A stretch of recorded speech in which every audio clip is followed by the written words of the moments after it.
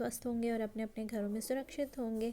और मैं यहाँ जो टमाटर मेरे हस्बैंड मार्केट से लेके आए थे उसमें कुछ होल्स थे, तो मैंने कहा कि इन्हें मैं गार्डन में लगा देती हूँ तो कुछ प्लांट्स निकल आएंगे। तो अगर आप टमाटर कैसे लगाते हैं इसका जानकारी चाहते हैं तो वीडियो के अंत में ज़रूर देखिएगा। और मैं ऐसे कुछ टमाटर वेस्ट रहते हैं जो ख़राब हो रहे रहते हैं तो मैं उन्हें लगा देती हूँ, लेकिन प्लांट जो हमारा गार्डन है वो अभी तक सेट नहीं हुआ था, इसलिए मैंने इसके पहले टमाटर नहीं लगाए थे। लास्ट गर्मी में मैंने कुछ प्लांट लगाए हुए थे तो उसमें से मैंने 5-6 किलो टमाटर निकले थे एक प्लांट से। और ये देखिए मेरी मम्मी ने जो है ये तिल भिजवाई है। मम्मी लोगों को पता नहीं कैसे पता चल जाता है कि बच्चों को किस चीज़ की ज़रूरत है, और आज ही मैं मार्केट लेने जाने वाली थी और मैं अभी नाश्ता बनाने वाली हूँ, तो उसके लिए मैंने यहाँ पर मॉर्निंग में ही मूंग भिगो के रख दिए थे। तो मैंने इस मूंग के मैं पकौड़े बनाने वाली हूँ। तो मेरे जो बेटे को है बहुत दिन से बोल रहा था कि मूंग के पकौड़े खाने हैं, तो मैंने इसमें हरी मिर्च हरा धनिया डाल के इसे ग्राइंड कर लिया है ग्राइंडर में। और मैं इसे फिर ग्राइंडर में ग्राइंड करने के बाद इसमें थोड़ा सा मतलब 1/4 पार्ट ये बोल सकते हैं आप कि इसमें मैं चावल का आटा डालूँगी। इससे ये बहुत ही कुरकुरे बनेंगे और बहुत अच्छा टेस्ट आएगा इसमें। और मैंने यहाँ पर थोड़ा सा हींग डाल दिया है। हींग तो वैसे भी हमारे स्टमक के लिए बहुत अच्छा होता है, और अपने स्वाद के अनुसार मैंने इसमें नमक डाल के इसे मिक्स कर लिया। इसे बनाना बहुत आसान है, इसमें और कुछ डालने की ज़रूरत नहीं पड़ती है, ऐसे ही बहुत अच्छे लगते हैं। मिक्स करने के बाद डायरेक्ट आप इसे ऑयल में डाल दीजिए छोटे छोटे पीसेस, तो मूंग के जो छोटे छोटे सैगे मूंग के बड़े बन जाते हैं पकौड़े। और मेरे जो बच्चे हैं इनको ये बहुत पसंद आते हैं, और ये आसान भी होती है। अगर आपके पास मूंग की दाल ना हो धुली हुई तो आप इसे बना सकते हैं। ऐसे डायरेक्ट आप मूंग को भिगो दीजिए और बना लीजिए, टेस्ट बहुत अच्छा आता है। यकीन मानिए आप बनाएंगे तो इसको खाने के बाद आपको ऐसा लगेगा कि धुली मूंग लेके आने की ज़रूरत ही नहीं है, खड़े मूंग से भी बना सकते हैं इसे। और वैसे भी किसी भी दालों के छिलके के साथ उन्हें ज़्यादा खाना चाहिए, वो ज़्यादा फ़ायदेमंद होते हैं हमारी सेहत के लिए। इसीलिए मैं ज़्यादातर कोशिश करती हूँ कि मैं धुली दाल यूज़ ना करूँ। तो ये कुछ कुछ चीज़ें हमको किचन में खुद से ही फॉलो करनी चाहिए। तो ये सब चीज़ें हैं जो हमारी हेल्थ को अच्छे से रखती है। और देखिए इस तरह से ये बनकर तैयार हो गए हैं और खाने में लाजवाब लगते हैं। तो आप लोग भी ट्राई करिएगा और मुझे अपना एक्सपीरियंस बताइएगा कैसे लगते हैं खड़े मूंग के ये पकौड़े। मेरे बच्चों को तो बहुत पसंद है, और ये मेरे बेटे की फरमाइश है जो मैं आज पूरी कर रही हूँ। और मैंने टमाटर की चटनी के साथ ऐसे सर्व किया, सब ने बहुत पसंद किया, मेरे हस्बैंड ने भी बहुत पसंद किया। मेरे बेटे आदि कैसे बने? अच्छे बने। अच्छे या बहुत अच्छे? मैं अच्छे शाम को बने। आ गई हूँ किचन में, और हम लोग मैं रेडी हो चुकी थी और फिर बच्चों को रेडी करना। बेटी आ गई, सोकर उठी है, और मैंने सोचा कि चलिए अब मैं सबके लिए चाय दूध सबके लिए बना देती हूँ। बच्चों के लिए भी थोड़ा बहुत उनको भी मिक्सचर वगैरह दे देती हूँ, दूध पी लेते हैं। फिर हम लोग जाने वाले हैं मार्केट, क्योंकि आज जो है हस्बैंड की फ्री हैं थोड़ा सा दोपहर में, तो मैंने कहा कि चलिए अब मुझे मार्केट लेके चलिए, काफ़ी दिन हुए किराने का सब ख़त्म हो चुका है। और फिर त्योहार आते हैं रहते हैं तो ऐसा लगता है कि कुछ ना कुछ तो मतलब घर में कुछ ये ख़त्म हो गया वो ख़त्म हो गया, तो वो सारी ज़रूरतें त्योहार आने के पहले ही पूरी हो जाए तो अच्छा लगता है, नहीं तो फिर समय पे सब कुछ मंगाना पड़ता है। तो मैं यहाँ पर शाम की चाय बना रही हूँ, और शाम की चाय में या चाय में मैं अदरक ना डालूँ तो मुझे मज़ा ही नहीं आता। और मैं जो है अदरक कीस कर डालना पसंद करती हूँ, कूट के डालने से अच्छा, क्योंकि मेरी मम्मी कहती है कि कीस के डालने से इसका अच्छा टेस्ट आता है, पूरा फ्लेवर आता है अदरक का।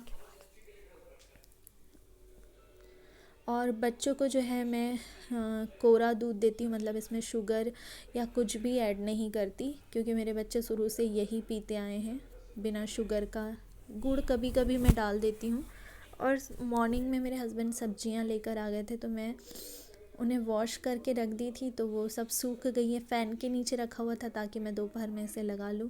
तो वही मैं फ्रिज में रख रही थी सारी सब्जियां, और वेजिटेबल्स जो हैं वो मैं बास्केट में निकाल कर रख देती हूँ। कुछ वेजिटेबल्स मैं अंदर, सॉरी फ्रूट्स में अंदर रखती हूँ, क्योंकि मेरे बेटा जो है वो एक दिन में 4-4 एप्पल खा लेता है, तो मैं एप्पल को तो कम से कम अंदर रख देती हूँ, क्योंकि एक दिन में एक ही खाना चाहिए, वो भी मॉर्निंग के टाइम में। फ्रूट्स का काफ़ी ख्याल रखना चाहिए किस टाइम में कौन से फ्रूट्स खाने। ऑरेंज को तो खैर कभी भी खा लो, लेकिन एप्पल को और बनाना को मॉर्निंग में ही खाना चाहिए। और कोई भी फ्रूट्स अगर आप खा रहे हैं तो खाने के बाद ना खाएं, खाने के पहले उन्हें खाएं, नहीं तो पूरी एनर्जी फ्रूट्स को पचाने में चली जाती है और खाना फिर पच नहीं पाता है। तो ये सब चीज़ें हम लोगों को हमारी डेली रूटीन में फ़ॉलो करना चाहिए, ऐसा मेरी मम्मी कहती है। ये मेरी मम्मी के नुस्खे हैं जो मैं घर पे फ़ॉलो करती हूँ।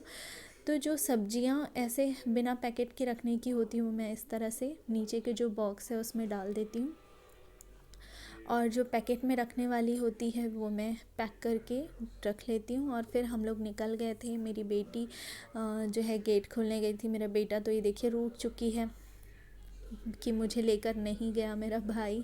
तो ये दोनों का चलते रहता है इस तरह से, रूठना मनाना, रूठना मनाना।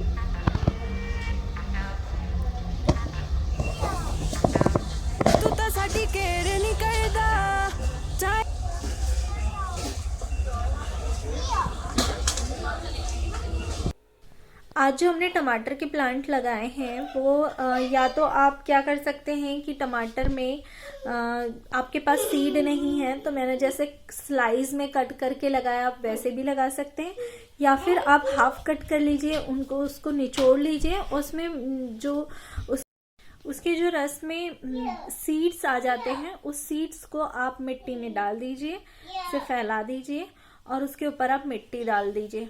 तो ऐसे अगर आप टमाटर का प्लांट लगाते हो तो घर में आसानी से उग जाते हैं।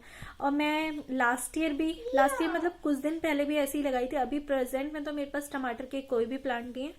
वैसे तो सारे मौसम में हो जाते हैं, बारिश छोड़कर हर मौसम में टमाटर आसानी से आप गमले में भी लगा सकते हैं और ऐसे भी लगा सकते हैं। वैसे तो मैंने छोटे छोटे प्लांट जब निकल आएंगे तब मैं उसको अपने गार्डन में रीप्लांट करूंगी, फिर से वहां पर लगा दूंगी।